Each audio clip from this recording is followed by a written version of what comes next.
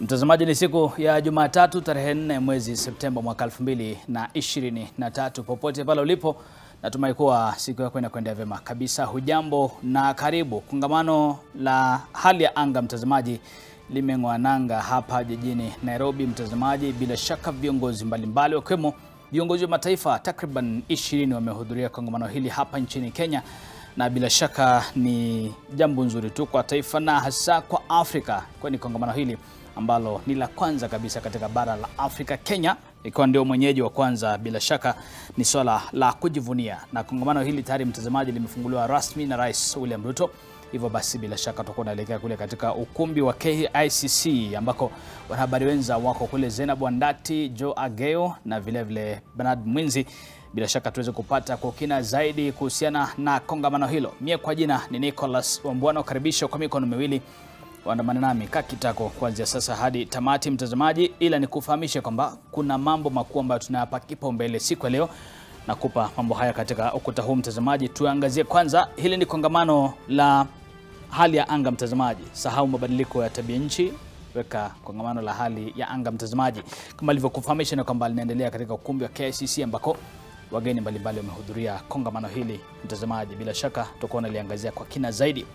Kamati ya usalama, kamati ya bunge inazuru jumba la Nyayo, inatarajiwa kuzuru jumba hili la Nyayo. Kumbuka kwamba ni baada ya waziri wa usalama wa ndani Profesa Kithure Kindiki kuweka wazi kwamba analainisha mambo ya upataji wa pasipoti kutoka jumba hili la Nyayo katika eneo hilo, mtazamaji. Bila shaka atakuwa anachunguza zaidi na kuangalia na kwa namna gani. Kisha mwisho kabisa naangazia swala la DCI ambao anatarajiwa kuhojiwa kuhusiana na swala hili la World Coin, pale ambapo Wakenya walikuwa wakipigwa picha macho basi kwa ajili ya kupata data zao kuhusiana na masuala mbalimbali kisha kupata malipo. Hivyo basi DCI watakuwa wanajibu maswali kuhusiana na iwapo walikuwa wanafahamu swala hili au namna gani. Hizi zote ni taarifa ambazo, mtazamaji, utazidi kuzipata kuanzia mwendo wa saa 7 kwenye NTV adhuhuri, kisha baadaye kwenye NTV jioni mwendo wa saa 1 jioni, mtazamaji. Tuingie rasmi katika swala hili la mabadiliko ya kongamano la hali ya anga, mtazamaji. Ningependa moja kwa moja tuangazie swala hili ambako mwenzetu ambaye ni mhariri wa masuala mazingira Wandati Zainab pamoja na Bernard Mwinzi wako katika ukumbi wa KICC. Ningependa sasa hivi ni wapisho tufahamishe kwa uchache tu ama kwa ufupi bila shaka kuhusiana na swala lenyewe. Zainab na Mwinzi, hebu tufahamisheni matarajio katika kongamano hili na imekuwa namna gani siku ya kwanza ya ufunguzi. Hujambo Nick, ndio tuko katika ukumbi wa KICC na kikosi kizima cha wanahabari wanaohusiana na masuala ya mabadiliko ya tabia nchi. Tuko hapa, Joageo umesema yuko hapa, Mwinzi huyo hapa, na mimi Helen Aura, Leon Lidigu, Helen Shikanda. Sisi sote tuko hapa kuweza kuwajuza ni nini hasa kinaendelea hapa. Kongamano hili limeanza rasmi leo. Rais William Ruto ameongoza marais wengine angalau 20 hivi akiwemo rais wa nchi ya Ufaransa katika hafla hii, na hafla hii itaendelea kuanzia leo hadi siku ya Jumatano, na hapo mwisho wake tutaweza kupata document ambayo wanaita Nairobi Declaration, ambayo itaweza kuelezea ni nini hasa Afrika wamefikiana nini, na tutakapoenda kwenye COP 28 mjini Dubai ni nini kama Afrika tutakuwa tunapeleka kule. Na Mwinzi ameenda kujiunga na baadhi ya washiriki wengine ambao walikuwa wanafanya maandamano. Mwinzi, na nini uliona kule kwenye maandamano? Yes, nimeenda katika uga wa kitaifa wa Nyayo ambapo nimepata watu wengi sana wamekuja kutoka nchi mbalimbali za Afrika, na wanakuja wanasema mabadiliko ya hali ya hewa yamekuwa ni changamoto kwetu sote katika Afrika nzima. Na wanasema kuwa wenye wanaoongoza maraisi na wengine wao wanasema kuwa wanaongea tu lakini hakuna kitu wanafanya, wanahangaika huku chini. Kwa hivyo kulikuwa na maandamano kutoka Nyayo kwenda katika uwanja wa magari, kuegesha magari wa Green Park, ambapo baadaye kutakuwa na ile kitu wanasema concert. Na hapo tuko na Helen Aura na Leon Lidigu. Wanasema ni sherehe, lakini sherehe ya kusononeka. Wanasema kwamba hali ya hewa imewahangaisha sana. Na kila mwaka tunakuwa na kongamano kama hizi. Vile umesema tumekuwa na kongamano nyingi sana. Tulikuwa Misri last year, leo tuko Nairobi, baadaye tutakuwa Dubai. Lakini baada ya kuongea, nini kingine tutafanya? Itakuwa ni maongezi tu peke yake ama kutakuwa na suluhisho? Tuseme kuwa sisi wa Afrika tunaumia, mahindi hatuna chakula, mito inakauka. Tutafanya nini baada ya maongezi haya? Na ndio maana unasema kwamba mambo ya Nairobi Declaration ambao ndio kila mtu anafuatilia sana. Na katika ile mikataba tutakuwa nayo hapa, tukipeleka Dubai baadaye, maybe tunasema kwamba wakati huu Afrika itaenda na msimamo mmoja, lugha moja. Hayo ndio mahitaji ya Afrika. Tunasema hiki ndio kikubwa sana kwetu. Na Nick, kwa katika statement yake Rais William Ruto alisema kuwa ni wakati wa kubadilisha namna ambavyo Afrika inapata fedha za hasara na madhara yanayotokana na mabadiliko ya tabia nchi. Na hayo ni mambo ambayo yataweza kujadiliwa hapa, na kufikia siku ya Jumanne tutaweza kujua ni nini hasa wamekubaliana, ni nini hawakukubaliana, na ni nini itabadilika kutoka sasa kwenda hadi COP28. Na tuko hapa mpaka kwanza around saa 9 hapo, alafu kesho tena tuko hapa siku nzima. Rais ako tena na hafla nyingine leo adhuhuri ako na hafla nyingine tena ya kuweza kuwapatia Wakenya, kupatia county zile fedha ambazo watakazotumia kujistahimili na madhara ya mabadiliko ya tabia nchini.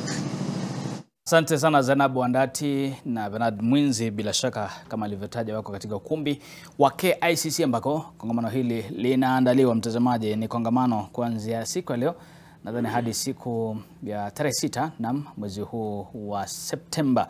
Na kama alivyotaja ni kwamba ni kongamano ambalo limeandaliwa kwa mara ya kwanza barani Afrika hapa nchini Kenya, ikiwa ni hatua ambazo zinapigwa mbele ili Afrika vile vile kuweza kujumuishwa katika swala hili kikamilifu. Wasionekane kwamba wao ni kama kwenye matatu tu wanabebwa kisha wanafika wanashuka, lakini sasa hivi wameamua kwamba basi wawe kwenye kiti cha dereva basi kuendesha mjadala huu. Na ndio hatua ambazo zinapigwa siku ya leo, ikiwa kongamano hili linafunguliwa rasmi. Viongozi mbalimbali kama nilivyokutajia ni kwamba zaidi ya 20 hivi wamehudhuria kongamano lenyewe hapa jijini Nairobi.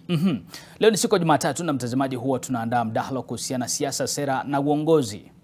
Ndani ya studio nina wageni wangu watatu mtazamaji, ambao bila shaka tunachanganua swala hili kikamilifu tena kwa undani zaidi, lakini tutakuwa tunaingia katika swala hili la mazingira kidogo tuweze kuangalia, manake na sisi pia kama Wakenya tunahusika moja kwa moja mtazamaji. Na ndani ya studio nina upande wangu wa kulia pale mwisho kabisa naye naibu gavana wa Machakos Bwana Francis Mwangangi. Karibu sana mheshimiwa. Asante. Na bila shaka vile vile tunaye Timothy Kipchumba ambaye ni mbunge wa Marakwet West, Marakwet Magharibi. Karibu sana mheshimiwa. Vile vile upande wangu wa kulia hapa naye Daktari na Manrop ambaye ni mheshimiwa mwakilishi wadi wa Soin. Karibu sana mheshimiwa. Asante.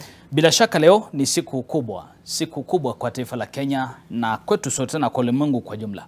Tunaangazia swala hili la tabia nchi na tunazungumzia kwamba kumekuwa na mabadiliko ya tabia nchi mara nyingi. Hali ya anga inabadilika kila wakati na kuna mambo mengi ambayo ni ya kuzungumzia. Mambo mengi ambayo tunafaa kuyazungumzia, tumetoka wapi na ni hatua zipi ambazo tunazipiga kuhakikisha kwamba tunakuwa katika njia iliyo sawa. Na hili kongamano ni mojawapo ya masuala haya ambayo tunayazungumzia.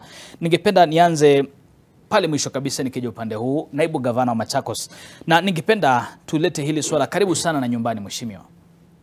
Hapa nazungumzia swala la ukame ambao tumeshuhudia kwa muda mrefu kama taifa, kukanyesha kidogo.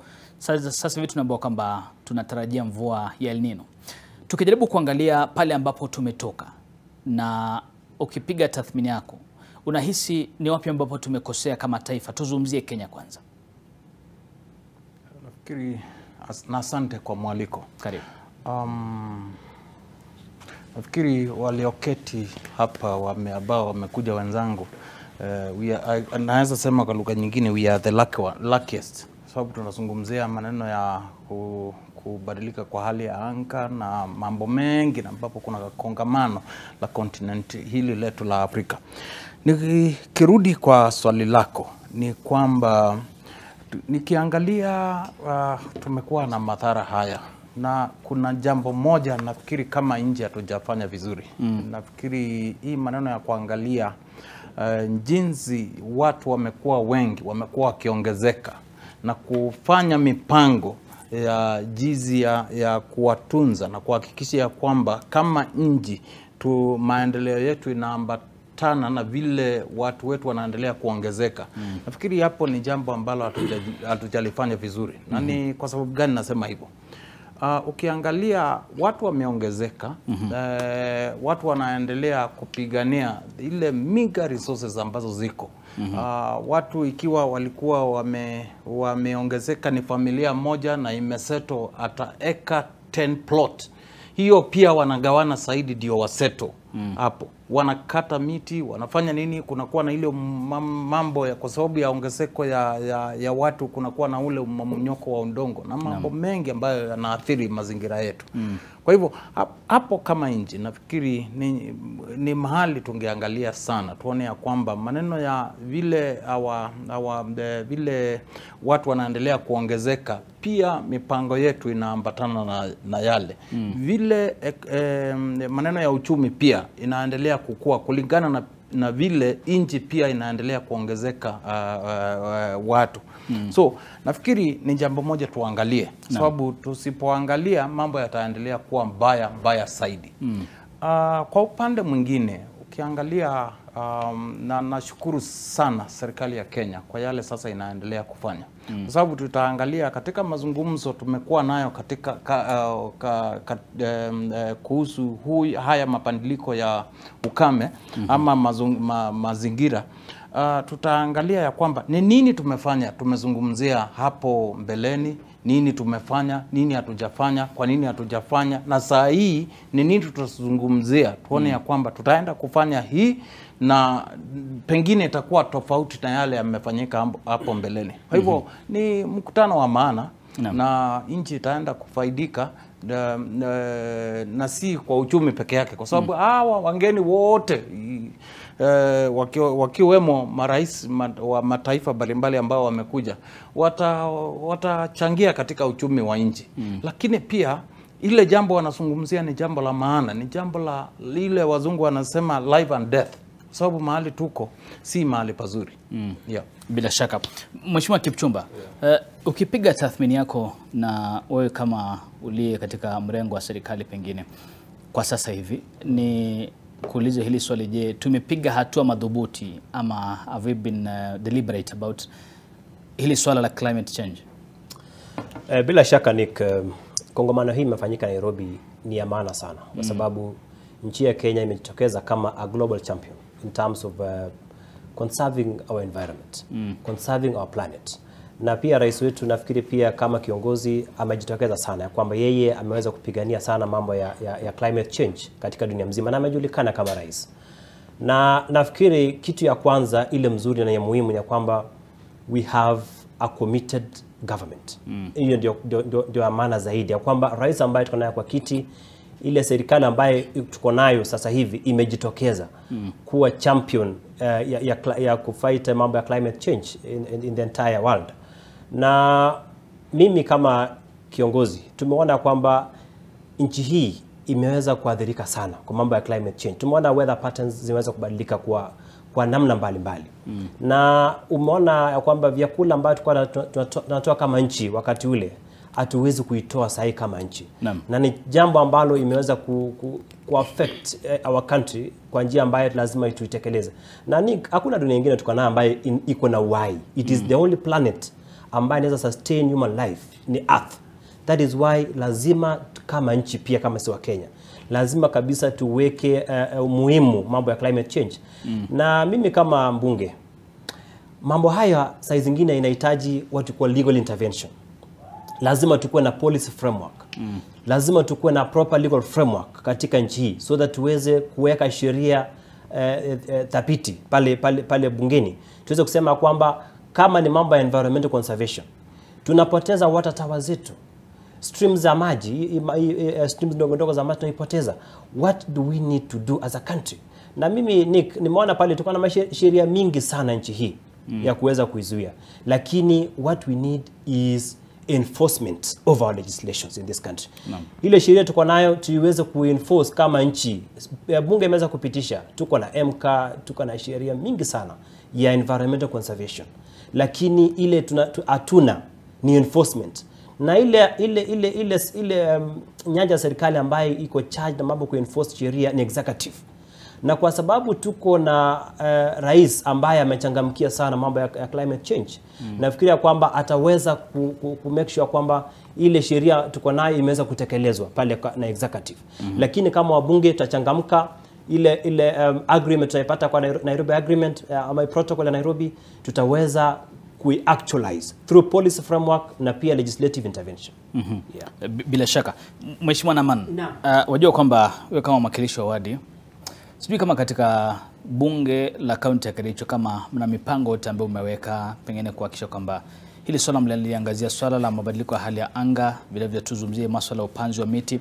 Sijui kama kuna mambo kama haya wakati ambapo mkizungumza, mkipitisha bajeti, kama kuna fedha ambazo zinatengwa ama bado tuko pale tunasubiri serikali kuu kushughulikia haya mambo? Asante sana Bwana Nicholas. Nataka kwanza kushukuru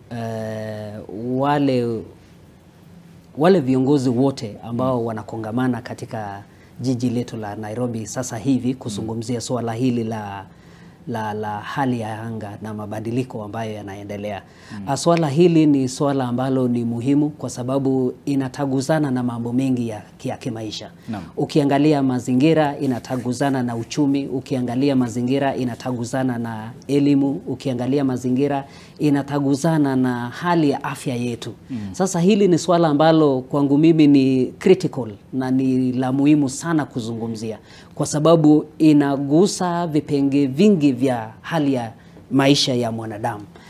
La pili ni swali ambalo umeliuliza kwamba je, kaunti zetu zinafanya nini kuhusiana na tabia ambayo inabadilika ya hali ya anga. Counties zimeweza kuketi chini na kuhakikisha kwamba sheria ambazo zimetungwa zinaweza kutekelezwa kikamilifu. Na kutekelezwa kwayo inatekelezwa kupitia hali ya kuweka fedha katika bajeti, na si kuweka fedha tu katika bajeti lakini pia katika kutafuta zile international actors ambao wanaweza kuleta pesa katika kaunti zetu tuweze kutimiza na kuensure kwamba kuna upandaji miti na mambo fulani ya counteract tabia ambayo inabadilika ya kianga. La pili, kuna program special katika kaunti zetu ambayo inaitwa FLOCA, Financing Locally Led Climate Action. Hili ni program ambayo imetengwa pesa fulani ambazo zinatoka katika USAID, inatoka katika World Bank, ambazo pesa hizi zinaenda katika ubadilizaji wa hali ya anga ya ulimwengu. Inaenda katika kuensure kwamba communities ambazo hazina maji wamepewa maji. Watu wapande miti katika sehemu zile za nyumbani. Hizi sehemu ambazo zinakuwa water towers inaweza kulindwa na kuensure kwamba sehemu ambazo tunapata maji, tuna mito, tuna maziwa na mambo mengi ambayo yanahusiana na hali ya anga imeweza kulindwa na kutekelezwa kikamilifu huko nyumbani. Sasa kaunti zetu ziko na mikakati nyingi na si Kericho peke yake. Ni counties across the board katika nchi yetu ya Kenya. Imeweza kutekeleza hii program ambayo inaitwa Financing Locally Led Climate Action, ambazo World Bank imetenga pesa fulani ambazo zinaenda directly to counties kuensure kwamba program hii imeweza kuangaziwa na kutekelezwa. Jambo tu ambalo linatusumbua katika nchi hii yetu ya Kenya ni utekelezaji wa sheria ambazo zimetungwa na policies ambazo zimewekwa. The legal framework is there, lakini utekelezwaji wake ndio uko na shida kubwa sana. Utaona kwamba protocol wataweza kuketi katika kongamano hili, waketi chini, watengeneze protocol nzuri sana na maazimio mazuri ya kutekelezwa katika mazingira yetu, lakini jambo ambalo limetuzumbua tu ni utekelezwaji.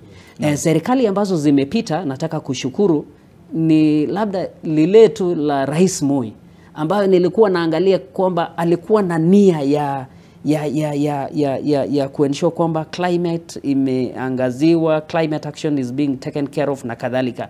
Nataka nishukuru pia hii yetu sasa hivi kwa sababu nimeangalia kwamba Rais William Samoei Arap Ruto ako na nia kubwa sana ya kuangalia kwamba tabia nchi imeweza kuangaziwa na watu waweze kupanda miti na that forthright attitude ambayo inatoka kwa rais ni jambo ambalo ninaangalia kwamba kuelekea huko mbele tutapata kuona kwamba faida fulani itaweza kujitokeza. Asante sana.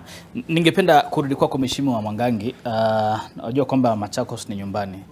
Kwa sababu ni nyumbani kidogo lazima niangalie kidogo, na nikijaribu kuangalia ni kwamba ukataji wa miti umezidi sana katika kaunti ya Machakos Mheshimiwa, na sijui kama kuna hatua zote nyinyi kama serikali ya kaunti mnachukua, na vile vile kuna swala la maji ambalo limetokana na ukosefu wa miti, ukataji wa miti pengine. Na jambo kubwa nikizungumzia hapa upande wa Ukambani ni kwamba shida kubwa zaidi ni ukosefu wa maji.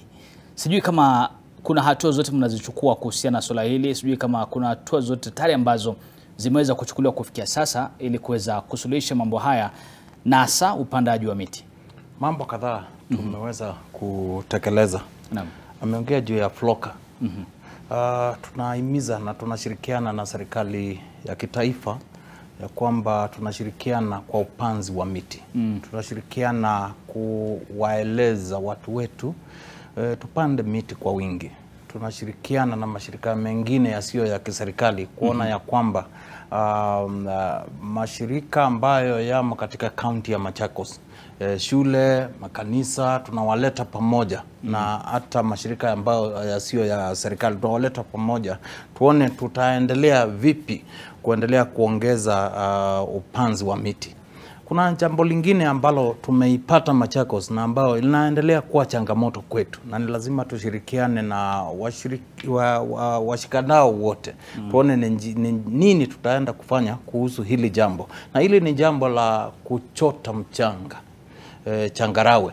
Watu wanachimba mpaka wanachimba chini huko kwa nyumba yako huku juu, na watu wamechimba mpaka wamekuja kuchimba huku chini wakitoa huo mchanga.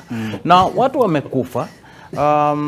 Na mito mingi imekuwa ile tulikuwa tunajua iko na maji nini inapita inaenda mwaka naenda mwaka rudi. Saa hii imekauka. Imebaki mawe. So hiyo tunashirikiana tuone ya kwamba tumeanza kufungia. At least kukinyesha hiyo maji at least isimame, isikimbie iende. Isimame mahali ndio watu jamii pande hii na pande hii wapate maji, na tuwahimize pia waendelee kukuza mazingira. Na hiyo si jambo la county ya kufanya peke yake. Lazima serikali ya kitaifa, lazima hata wale wanachota huo mchanga tuwalete kwa meza, ndio sisi zote tuzungumze, tuelewane.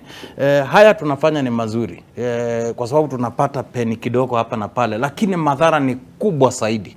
Tutafute njia ya kufanya ndio tuweze kutunza haya mambo yote. Kuna njia ingine, kuna vile watu wameendelea kukua. Sasa hii tunakuwa waangalifu. Kwa sababu gani? Ukiangalia pande moja katika mpaka wa kaunti ya Machakos, Kajiado na Makueni, kuna Konza Technocity. Hiyo Konza Technocity, unajua watu hata pia walikata miti ndio mijengo ikuje. Environment ama mazingira inazunguka hiyo Konza Technocity, watu wanaendelea kujenga, watu wanaendelea kununua, wanakuja wanaseto. Pande hii ingine yetu na Kiambu na Nairobi vile vile. Na Machakos ndio Machakos na Kajiado ndio the only now remaining option mahali the city and the metropolitan can grow further. So lazima haya mambo yote ni changamoto na inahitaji uongozi mwema. Otherwise tutaendelea na hiyo njia, watu land grabbing nini inaendelea kusongesha mipaka, watu wanaendelea kukata miti, wanaleta factories, wanafanya haya, na hayo yote ni mambo mazuri. Lakini tukitekeleza na tukizingatia maneno ya mazingira, utapata maneno ya climate change kama county tutaendelea vizuri. Naam, bila shaka. Na hiyo inanikumbusha Mheshimiwa kwamba jana kuna taarifa moja ambayo mwenzangu anaitwa Kevin Mutai kutoka ukanda wa Pwani kule Mombasa, na ameandana kusema kwamba sasa hivi viwango vya maji katika bahari Hindi vinazidi kuongezeka, vinazidi kupanda, na kwa sababu kwamba ile ice katika North Pole inachomeka sasa, kwa hivyo maji yanatirika na kwa mengi. Vile vile kuna hili swala la baada ya ukataji wa miti kwamba mchanga sasa unaanza kubebwa na kuelekezwa katika Indian Ocean. Kwa hivyo basi hilo pia ni tatizo. Mheshimiwa, atakuwa anakuja kwa muda si mrefu na utueleze pengine kama wabunge kama kuna hatua zote ambazo mmeweka, sheria ambazo mmewekeza za kupambana na mabadiliko ya tabia nchi. Kidogo nikipenda mtazamaji tuelekee moja kwa moja katika ukumbi wa KICC ambako mnaambiwa kwamba kuna taarifa ambayo inatolewa kwa sasa. Mtazamaji, ningependa tusikize kidogo. Of funds that are sustainable and that can be applied to project preparation financing so that we can actually see this bankable pipeline of projects. The second thing, perhaps in the context of the discussion around water projects and climate actions and adaptation, I think we are very clear in terms of our approach to infrastructure development in the context of PIDA, to make sure that we are making the links between the various modes of infrastructure, so whether it's water, energy, ICT and transport, there are clear linkages between those, both in terms of how we approach the issues of adaptation and mitigation, but it's also important, I think, to make sure that we are making those links between water security and climate action, because that helps us in terms of how we attract financing, but also in terms of the transition to a carbon neutral, water secure and resilient future. And then lastly, just to mention an example of a project that we have worked on that actually demonstrates this, and this is a cross-border project between two countries, between Kenya and Uganda, which is the Angololo Multipurpose Water Resources Development Project, done together with the NELSAP. And I think this project basically demonstrates how you can actually take a water project and embed different components into that project so that you're able to deal with issues of the energy supply, issues of irrigation and water access, and also issues of how the water is actually utilized and managed. Thank you very much. Thank you very much, Dr. Tuela. Mayor Kulpa, I forgot to introduce Benson Gomo, who is sitting in for Mr. Oswald Chanda. My apologies, Benson. Principal Officer, East Africa Region, African Development Bank. Benson, over to you. Thank you. Thank you very much. Good morning, honorable ministers and all colleagues. From the African development perspective, we wanted to present 4 issues that needs to be taken beyond to help in trying to access water sector finance. We must commend governments like presented by Zambia here, where beyond the policy and the strategy you do also have a program, a water program that you'll be using to mobilize resources. Now, beyond that, from the African development perspective, we would want to promote and also urge governments not to make those projects bankable, in the way that you, apart from having a program, the government should also undertake feasibility studies, and also, if you can manage to have preliminary designs, so that when investors come, you are able to demonstrate that this program, apart from being listed in your priorities, but you are able to demonstrate that this is a bankable project.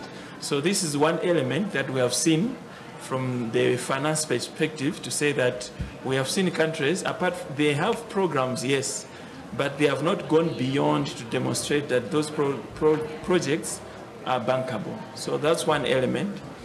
The second element that we have seen from our side as African Development Bank is that there's little or limited financing from the climate windows. There are so many financing windows out there, but we have seen that many governments are not aware in the first place, but secondly, how to access them. So we need also to urge governments in Africa to say that they need to come up with expertise within the ministries where they can be able to access this financing. So that's the second element. The third element is to say that there's little knowledge that is training in the water sector financing itself. And because there's little knowledge that is circulating, governments are not aware. And this is also another aspect that we want to promote as African Development Bank. The last one on the same is to say that we have noted there's a lot of level of fragmentation in the countries. There are many. Mtazamaji, washikadau katika kongamano hili la hali ya anga katika ukumbi wa KICC ambao wanazungumzia masuala mbalimbali. Mtazamaji, ikiwa ni siku ya kwanza ya kongamano hili, masuala mbalimbali ikiwa ni siku hii ya kwanza, kama nilivyokufahamisha, Zainab Wandati yuko kule na wanahabari wengine akiwemo Joageo pamoja na Bernard Mwinzi watakuwa wanazungumza nasi muda si mrefu kuhusiana na masuala ambayo yanaendelea kwa sasa katika ukumbi huo. Lakini kwa sasa, mtazamaji, ningependa nipate mapumziko mafupi. Muda si mrefu narudi na kikosi changu hapa tuzungumzie kwa kina zaidi mambo ambayo tumeweza kuyafanya kushirikia swala hili la mabadiliko ya hali ya anga. Usiondoke.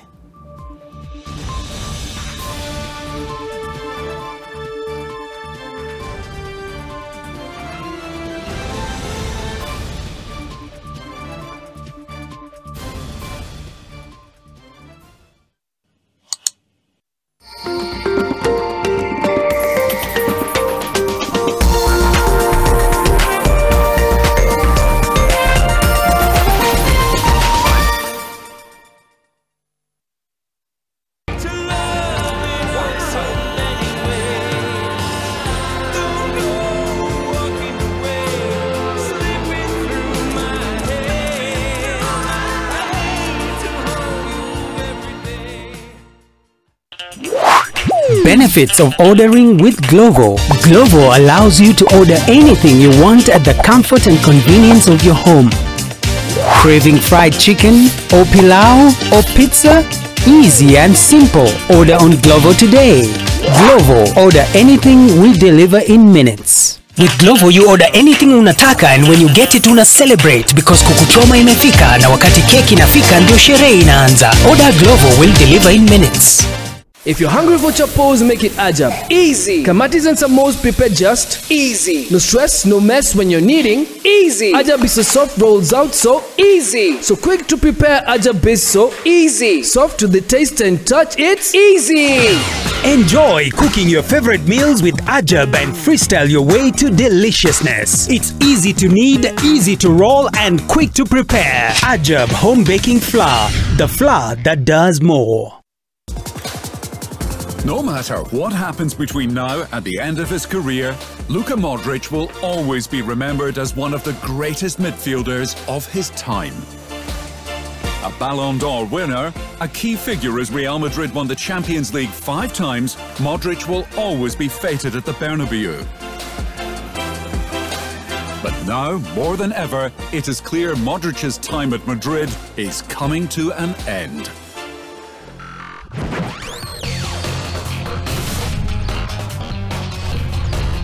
Shield your families from germs. When Dettol is a part of every household bucket, then you and your family can stay protected from up to 100 illness-causing germs. Everyday use of Dettol keeps my loved ones protected. Mama Stevo, where are the kids? I think they're upstairs doing their revision. Oh, you guys are here. Maria and Steve, which revision papers are you doing today? Baba, mimi nashughulikia maswali ya marudio ya somo la Kiswahili kutoka kwa gazeti la Taifa leo. Na wewe? I am working on the mathematics revision paper from the Junior Sport magazine of the Daily Nation. Wow, this is wonderful. Are the revision papers from Taifa leo and Daily Nation working for you guys? Yes, Dad. Wanauliza maswali yao kwa njia nzuri na nyepesi sana. And the questions are in tandem with our syllabus. Dear parents, invest in Taifa leo and Junior Sport for KCPE and KCSE revision papers. Kwa maswali ya gazeti la Taifa leo, usiukose uhondo huo kila Jumatatu hadi Jumamosi. In our Junior Sport, it's every Monday. Do not miss out.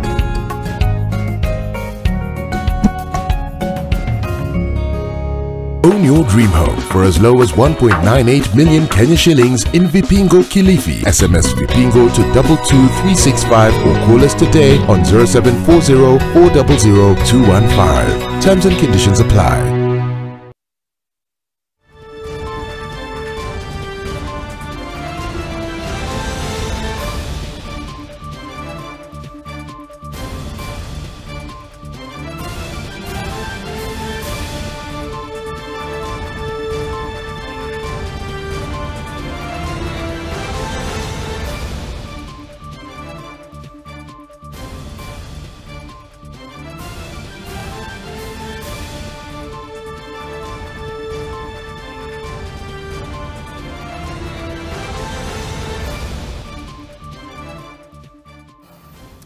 Karibu tena mtazamaji, unaendelea kutazama NTV Sasa, siku ya kwanza ya kongamano la hali ya anga hapa jijini Nairobi. Mtazamaji, kidogo tu kwa kidogo ni kupeleke tena katika ukumbi wa KICC ambako taarifa inazidi kutolewa kuhusiana na kongamano hili. Tusikie wale washikadau wana yapi ya kusema. Tuwasikize. If you then look at what's the capacity of the de-risking instruments in the market to crowd in that type of finance, you have ATI, $400 million balance sheet. You have, Go Global. You have the Multilateral Investment Guarantee Agency, $60 billion balance sheet. So there's over $500 billion worth of de-risking gap before we even get anywhere else. So I think it's really important that we really try to figure out how to innovate. I can see the Minister leaning forward. You may have some perspectives on that. 500 billion, sir? Yeah. Right, yes. But I think we need to really get some practicality into where the gaps are. And then I think we can actually really play a bigger role. And then lastly, we have until 2030, according to the panel, to mobilize this 10 billion from institutional investors each year. So we're going to need to use new technologies to be able to crowd in institutional investors. And there are a number of deal rooms and investor intermediation technologies that we think should really be incorporated in the practice and the process. Thank you. Thank you very much, Dr. Danso. And yes, you've taken a massive problem and tried to at least break it down in bits for us. At least a good start. It takes a village. Yes, it does. Okay, I understand we need to be done within 5 minutes. So Lillian, from GCF, please let's keep it very short. Over to you. Can you get to a microphone?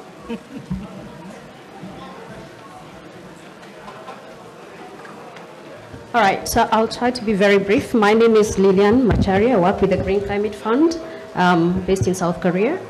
I think I'll just speak a little bit more to what has already been said. First, from our perspective, I think I've had queries around whether we take water as part of climate, part of the climate agenda, and I'd like to assure all our members that we are actually, all colleagues here, that water is one of our key result areas, and we actually have funding dedicated towards that, and we track how much we are channeling towards water and food security. So we do know that climate impacts are multifaceted, and water is critical and is part of that. And again, just to say, to date, we have a portfolio of about 12.8 billion that's already been approved, of which we have about 880 million dedicated towards Africa. Africa is part of our priority target areas. We have least developed countries, we have Africa, and we have small island development states. And we are therefore making a lot more efforts to make sure that we reach those vulnerable communities who actually suffer the impacts of climate impact, but they don't have as much support in that regard. Now that brings me to the next point about affordability and making sure that we can support that. So we provide a bit more of the de-risking by mixing blended finance, providing grants so that we can make sure that the debt interest rate that's being asked for is lower, because we actually provide some cushion for most investors. And I think that's a lot more we are doing in that area. And finally, we are country-driven. So whatever we do is what the countries prioritize. So as much as there's a lot of questions about what the partners do, I think it's also up to us as countries to determine what are key priorities, what do we put them for them funding, and then with that, we stand by to support and provide this assistance. I see I'm being told I'm time out. Just want to say one last thing. We are finally getting into a second replenishment, which will then help us be able to provide support to all the developing countries. Last time we had about 10 billion. We are hoping we can get 12 billion. So if we get some, enhanced ambition in the replenishment, we can be able to afford more money to deploy. And we have a very healthy risk appetite to support countries get affordable financing and try new innovative methods to address the financing gap, especially in all the areas, including the water sector. So I'll stop here, and thank you very much. Thank you very much, Lillian. Next, I'd like to invite Mr. Mohammed Said from Climate Finance Specialist, Development Bank of Southern Africa. Thank you. I'll try and be very brief. I think Lillian spoke about some important areas around using global climate finance mechanisms, and I just wanted to touch on just two examples, but look at the ingredients we've used to mobilize private sector finance to build climate resilience in the water sector. So the one example is a water reuse program in South Africa, which was recently approved by the Green Climate Fund. It was the largest adaptation investment by the Green Climate Fund to date, and we were quite happy that Africa is the recipient of those funds. The important aspects around that approach is we need to look at water as a new asset class. I think that's quite key. And secondly, trying to see how we can adopt a programmatic approach to water investment rather than looking at individual projects. So the programmatic approach, allows us to use standardized agreements.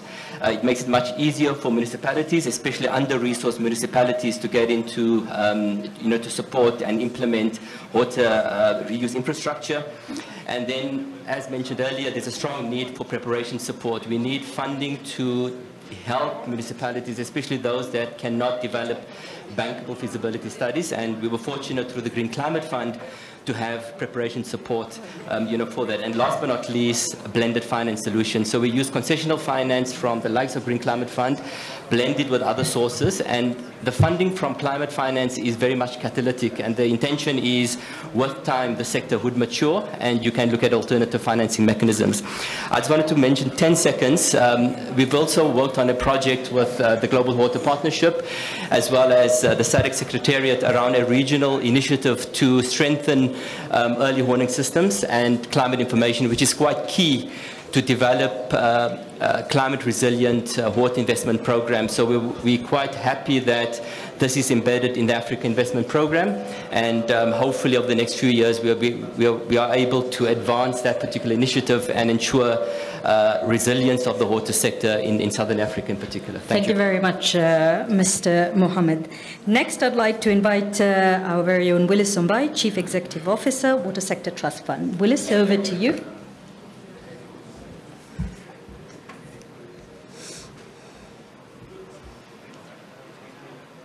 Thank you. I don't know how many minutes I have. 1 minute. So thanks for this invitation and the honor to speak here, because I think we are one of the Kenya national institutions which is involved in mobilizing resources for investment in the water sector. Maybe just to tell you how much we have done, we have mobilized since the inception around $50 million, which I think by our standard is a significant amount of money, working with the county governments and various institutions across the country and implementing projects which are climate friendly. I want to recognize, because our main role is mobilization of resources, is that of we have been able to get money or funds mainly from World Bank, KfW, Danida, many, Danida, Finland, and these are appreciative partners that we have worked with. In terms of climate change or climate financing, we are currently pursuing opportunities from Green Climate Fund, and so because the representation is here, we really look at that. As lastly, our role in public-private partnership is really viability gap financing and also working on last mile connectivity. Thank you so much. Thank you very much, Willis. I would like now, we've talked about bankability and banks. Yes. Mr. George Odhiambo, over to you from National Bank of Kenya. 1 minute. Thank you so much, distinguished delegates. Mine is very brief. I'll spend the first 20 seconds to say who we are. National Bank of Kenya is part of KCB Group. We do business across Africa. East coast of Africa, you find us as Zanzibar. To the west coast at the port city of Mwanda in DRC. So what we are doing in Kenya as National Bank of Kenya in terms of promoting inclusive water investment will be spread across Africa, cutting across the Central Africa. As National Bank of Kenya, we work with partners. We are very honored to have partners from the Kingdom of Netherlands who've committed 25 million euro in this country. 40% of that passes through National Bank of Kenya in terms of investment through water service providers. We've also opened a discussion with the African Development Bank to consider similar funding at upstream level so that we can work it down to the real beneficiaries. We're also talking about de-risking, and the Honorable Minister and I have had that discussion previously. It's not de-risking that we're supposed to stop people from accessing clean water and sanitation. It's about us knowing exactly what KPIs we are dealing with. Mtazamaji, hizo ni habari na taarifa kutoka washikadau mbalimbali katika kongamano hilo katika ukumbi wa KICC. Mtazamaji, kuhusiana na swala hili, kongamano la hali ya anga, mengi yanazungumziwa mtazamaji, bila shaka tutaweza kuyachambua hapo baadaye. Ndani ya studio kama nilivyokufahamishwa, jina langu watatu, naye naibu gavana wa kaunti ya Machakos Bwana Francis Mwangangi, Timothy Kipchumba ambaye ni mbunge wa Marakwet West, na vile vile Daktari Naman Drop ambaye ni mwakilishi wadi wa Soini katika kaunti ya Kericho. Nilikuwa naja kwako mheshimiwa, na pengine nibadilishe gia kidogo na nielekea upande mwingine. Hili kongamano ambalo linaandaliwa Kenya, pengine manufaa yake hasa kwa taifa hili la Kenya, tuseme ni kama yapi? Kwanza ningependa kusema Nick, naibu gavana ameongea hapa vizuri na kwamba there is an increase in population ambaye inaweka a lot of pressure kwa ile resources tuko nayo kama nchi, na hiyo kwa njia moja ama nyingine imeweza kuchangia kwa mambo ya climate change. Na kama nchi bwana Nick, we must be deliberate and intentional in this issue. Kwa sababu ukisikia wakiongea pale wanasema there is a lot of climate financing in this country, kupitia Danhida, kupitia World Bank, kupitia njia mingi. Tumepata pesa mingi, hela mingi sana kama nchi towards climate change. Lakini hiyo pesa inaenda wapi? Bwana Nick, nchi hii 20% of Kenyan land is arable. 80% hauwezi kulima chochote, kupanda chochote. Lakini ukienda pale north, tuko na Lake Turkana ambaye ni a freshwater lake. Ukienda pale sehemu ya North Rift, ya Central Rift, tuko na Lake Baringo. It's a freshwater lake. Sisi tumesema kwamba although climate change imechangia kwa ukame, lakini hii pesa ambayo tunatumiwa kama nchi, ni njia ipi tunaweza kuitumia kuweza pia kulisha watu wetu? Pale Turkana tukaweza kuchannel ya maji ende irrigation. Itaweza kusaidia sana nchi hiyo, tukipanda miti, tukifanya nini miche, tukifanya mambo mingi pale ya mambo ya environment, tukipanda miti inaweza kusaidia sana kwa mambo ya climate change. Pale Baringo, sehemu ya Tiati, sehemu mingi sana ya Baringo kuna ukame, lakini tuko na fresh water lake ambayo ni Lake Baringo. So round hii tumesema kama nchi na sisi kama wabunge, we will do our oversight role as parliament. Tuulize kwamba hii protocol ya Nairobi tumeweza kupata pesa ngapi kupitia hii seminar tuko nayo Nairobi? Hii pesa imeenda ministry gani? Ni sheria ipi ambayo itatumiwa kuimplement hii pesa ambayo tuko nayo? Sisi kama wabunge tutafanya serious oversight. Tuone ya kwamba ile pesa tunatumiwa kwa nchi isikuwe ya ukora. Kwa sababu kuna wengine wanaenda pale wanasema tuko na shida hii, tuko na shida hii. Wakipewa pesa kama organization, hiyo pesa hawaitumii vizuri. Na ni makosa sana. So sisi kama wabunge nataka niwahakikishia kwamba tutakanyaka chini leo, tutafanya oversight kama wabunge. Na mimi naomba kamati ya environment ambaye ina check the Ministry of Environment iweze kukaa chini kidete na kuweza kuoversight hiyo ministry vizuri sana. Nisema kwamba juzi tumepitisha amendment bill ya climate change. Kenya hii tuko na climate change act. Juzi tumepitisha climate amendment bill ambayo tumeweza kuongeza power climate change council ambayo tuko nayo Kenya. Je, hii climate change council ambayo iko under climate change act inafanya kazi yake pasavyo? Na ile pesa wanapewa wanaitumia vyema? So hiyo ni kazi yetu kama wabunge bwana Nick. Bila shaka. Mheshimiwa Daktari Naman, wajua kwamba mwisho ile kongamano kutakuwa na the Nairobi Declaration. Lakini kando na hilo, pengine wewe binafsi ni mambo yapi ambayo ungependa kwamba yaangaziwe katika kongamano hili, na tukizungumzia bara la Afrika na Kenya aswa kama taifa? Jambo la kwanza ambalo mimi naona ni muhimu pia waweze kuzingatia katika kongamano hili ni hili jambo la food security. Kwamba inasikitisha kwamba katika karne hii wapo watu ambao hawawezi kuweka chakula chao katika meza mara 3 ya siku, asubuhi, mchana na jioni. Wapo watu ambao pia wanaweza enda safari nyingi kutafuta maji katika karne hii yetu. Miaka 60 baadaye na kitu baada ya uhuru wa hii nchi yetu, wapo watu ambao bado wanasafiri kabisa kutafuta maji. Wapo watu ambao hawawezi kuweka chakula katika meza yao mara 3 kwa siku. Kuna pia swala hili ambalo tunazungumzia tu mambo haya katika kongamano kubwa kama ile ambalo linaendelea hapa Nairobi. Lakini wapo watu katika vitongojini vyetu ambao hawajui mambo ambayo yanaendelea hapa. Wanasikiza tu katika redio kama taarifa. Sasa kuna nia ya deliberate action ambayo inahitaji public participation kwa watu ambao wako katika vijijini vyetu. Waweze kupewa nafasi na waweze kufunzwa jinsi ya kupanda vyakula ambavyo vinaambatana na hali ya anga ambayo inabadilika kwa sasa. Ili tunapozungumzia tu mambo haya katika kongamano hili, yasiwe tu yameishia hapa na kutoa protocol ambayo inachukuliwa katika COP28 huko Dubai.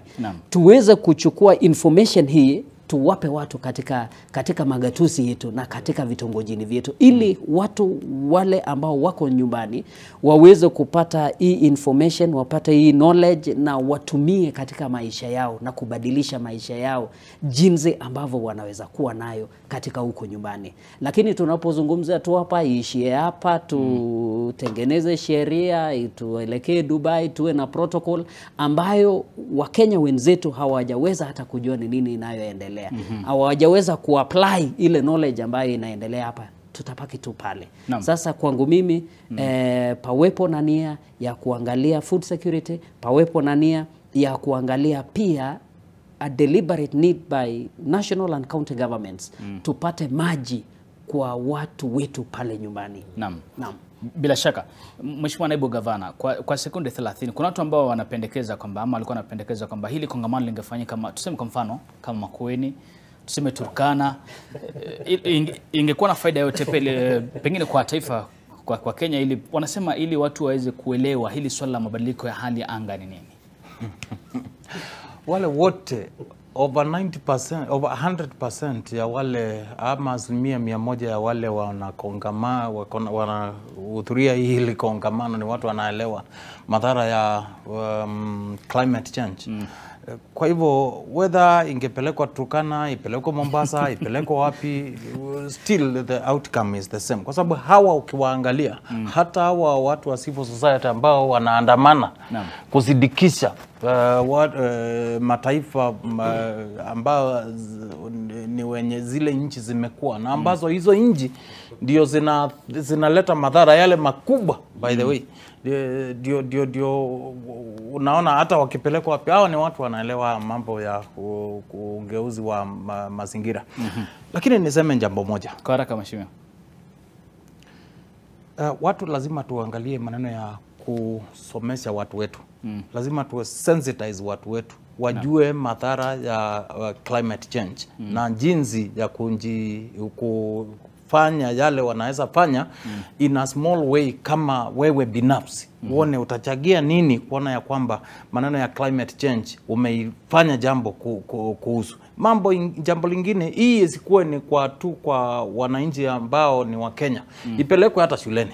All courses ikuwe na aspect ya climate change. Ndio sisi zote wanadunia wote tukuwe na mwelekeo mmoja kuhusu hii climate change. Hilo ni jambo lingefaa sana sana sana. Na jambo lingine ni kama taifa, tunaambiwa ya kwamba kuna mvua mingi inaenda kuja. Tuko na shida kubwa ya water harvesting in this country. Whether kwa serikali ya kitaifa ama hizi serikali za ungatuzi, yote unapata wako na shida. Na ile pesa kidogo iko, whether ni serikali ya kitaifa na kama ni ungatuzi, utapata zingine zinaimbiwa ama zinakuwa mismanaged. So I think naunga mkono hili mambo matatu rais anazungumzia ya ufisadi Kenya. I think iangaliliwa hata hapa kwa climate change. Ndio tusione ile fedha inakuja isikuwe ni fedha inakuja kunifaidi mimi kama Mwangangi, ikuwe ni for the good of humanity. Na tuko serious about that. Ingekuwa si ufisadi Kenya hii yetu ingekuwa mahali iko. Bila shaka Mheshimiwa, wajua hilo swala la mambo ni matatu tungelizungumzia leo, lakini kwa sababu ya hili swala la kongamano kidogo tukaweka kando. Lakini naahidi kwamba siku ya Jumatatu nitawalika tena tuzungumzie masuala ya siasa na si mazingira tena, maana leo tumekuwa mazingira yamechukua nafasi ya siasa. Lakini kwa haraka tu niulize, maana tunaarifiwa kama nafaa kwa tumefunga ili swala linahitaji jibu la ndio au la. Mheshimiwa Daktari Naman, taifa liko katika njia ambayo inafaa au la? Ndio au la? Ndio tunaelekea sasa. Mheshimiwa Kipchumba? Ndio more than 100%. Mheshimiwa Mwangangi, are we on the right track? Ndio au la? Yes and no. Lakini kwa kupitia kwa mazungumzo mambo si mbaya sana. Asante. Mtazamaji, tumekuwa na huo wakati wa kuzungumza bila shaka na hawa viongozi, Mheshimiwa Francis Mwangangi, naibu gavana wa kaunti ya Machakos, Mheshimiwa Timothy Kipchumba ambaye ni mbunge wa Marakwet Magharibi, na Daktari Naman Rop ambaye ni mheshimiwa mwakilishi wadi wa Soini katika kaunti ya Kericho.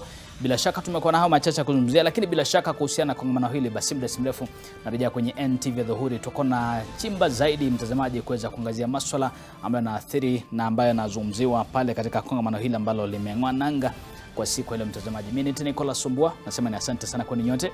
Panapo majaliwa tutapatana tena mtazamaji, tupatane upande wa pili katika taarifa za NTV Dhuhuri. Usiondoke.